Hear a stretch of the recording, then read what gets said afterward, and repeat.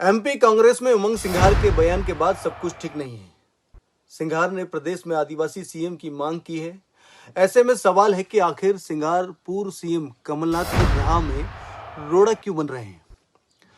देखिए समंदर अलर्ट में इसके पीछे की कहानी। मध्य प्रदेश में आदिवासी नेता उमंग सिंघार कमलनाथ की खटिया खड़ी करने में जुटे हुए हैं। आदिवासी सीएम की मांग को लेकर उन्होंने आवाज बुलंद की है। इसके बाद कमलनाथ की राह में मुश्किलें आ सकती हैं। ऐसे में सवाल है कि आखिर उमंग सिंघार तमतमाए क्यों हैं। दरअसल पिछले हफ्ते एआईसीसी ने 36 सदस्यीय चुनाव प्रचार समिति का गठन किया, जिसके अध्यक्ष झाबुआ विधानसभा सीट से विधायक और आदिवासी नेता कांतिलाल भूरिया है। वहीं 23 सदस्यीय चुनाव समिति की अध्यक्षता पीसीसी प्रमुख कमलनाथ कर रहे हैं। कहीं इन्हीं कहानी के इर्द गिर्द ये बयानबाजी आई है और इसलिए कमलनाथ की खटिया खड़ी करने में जुटे हुए हैं, जबकि अन्य आदिवासी विधायकों को समितियों के सदस्यों के रूप में नामित किया गया है, जिनमें बाला बच्चन, सुखदेव पानसे, ओमकार सिंह मरकाम और हीना कावरे शामिल हैं। वहीं 3 बार के विधायक उमंग सिंघार का नाम किसी भी सूची में नहीं था। पूर्व उप मुख्यमंत्री जमुना देवी के भतीजे सिंघार को केंद्रीय नेतृत्व के करीबी के रूप में जाना जाता है और उन्हें पार्टी ने कर्नाटक विधानसभा चुनाव में प्रचार करने के लिए भी भेजा था।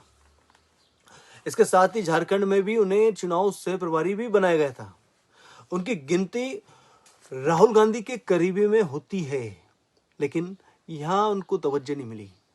वहीं सिंघार से पूछा गया है कि वहां कांग्रेस की चुनाव समितियों का हिस्सा क्यों नहीं है, तो सिंघार ने कहा कि जो व्यक्ति सीधा है उसे पद की आवश्यकता नहीं है। ऐसा भी कहा उन्होंने।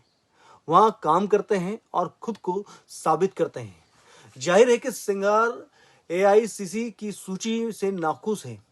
सिंघार पूर्व मुख्यमंत्री दिग्विजय सिंह के खिलाफ लगातार लड़ाई लड़ रहे हैं। उमंग सिंघार 2019 में 15 महीने की कमलनाथ सरकार में वन मंत्री थे। सिंघार ने आरोप लगाया था कि दिग्विजय सिंह पर्दे के पीछे से सरकार चला रहे हैं। उन्होंने सिंह पर अवैध रेत खनन और शराब माफिया के साथ होने का भी आरोप लगाया था। अब दिग्विजय सिंह क्यों नाराज हुए, इसके बारे में आपको बताते हैं। ये जो कारण थे ये मुख्य कारण है। सूत्रों ने कहा था कि नाथ के मुख्यमंत्री के रूप में शपथ लेने के बाद वह प्रदेश कांग्रेस अध्यक्ष का पद छोड़ना चाहते थे। सिंघार पीसीसी प्रमुख के पद के लिए केंद्रीय नेतृत्व के साथ लॉबिंग कर रहे थे और शायद सफल भी हो जाते अगर दिग्विजय सिंह कांतिलाल भूरिया के बेटे डॉक्टर विक्रांत भूरिया को राज्य युवा कांग्रेस अध्यक्ष के रूप में नहीं लेते। कहीं ना कहीं ये नाराजगी यहीं दिखाई देती है। और सूत्रों का कहना है कि जब राज्य युवा कांग्रेस प्रमुख आदिवासी थे तो पीसीसी प्रमुख भी उसी समुदाय से नहीं हो सकते हैं। इसी के इर्द गिर्द ये नाराजगी चलती आई और टसनबाजी चलती आई है। चुनाव प्रचार समिति के अध्यक्ष के रूप में कांतिलाल भूरिया की नियुक्ति को दिग्विजय सिंह की पहल के रूप में देखा जा रहा है।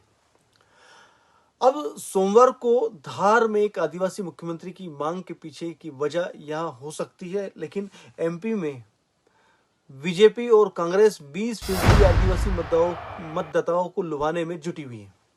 सिंघार ने अपनी मांग से नेतृत्व को चुनौती तो दी है, पर इस मांग से दोनों दलों की मुश्किलें बढ़ सकती हैं। एमपी में कमलनाथ है चेहरा, वहीं उमंग सिंघार ने अपनी मांग से एमपी में पार्टी को इस समय असहज कर दिया है। प्रदेश कांग्रेस के तमाम बड़े नेता कमलनाथ को चेहरा मानकर चल रहे हैं। यहां तक कि दिग्विजय सिंह हर चुनावी सभाओं में कमलनाथ के नाम को आगे ही करते हैं। ऐसे में सिंघार की मांग से उनकी मुश्किलें बढ़ सकती हैं।